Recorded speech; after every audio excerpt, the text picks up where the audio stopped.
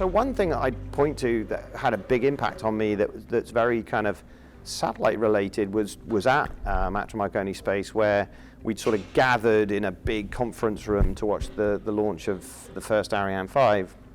And there were a bunch of folks I knew well who were involved in Cluster, which was the mission that was going to be supported, and a lot of excitement around the launch. And 40 seconds into the launch, bad thing happened. And what struck me was, first of all, silence, and genuine silence, and then a few cries, and by the end, sort of grown men and women genuinely going through grief, and as a result of losing some satellites. Now, what that meant was they'd lost satellites that they'd spent the last 6 years, time away from their families, sort of blood, sweat, and tears invested in those satellites. But the thing that taught me is firstly,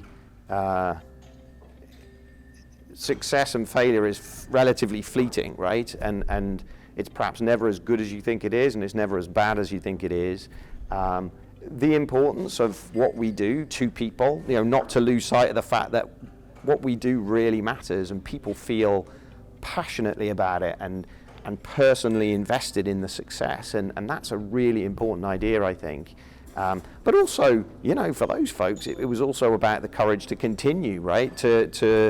Okay, we'll get through today and we'll figure out what tomorrow looks like, and that was, both for the people on the mission, also for Arianespace. So you look at the kind of the record that Ariane 5 had subsequent to that. So yeah, lots of, and I remember that moment, and I had nothing to do with the program. I was in the conference room, kind of witnessing this, and it had a sort of a deep effect.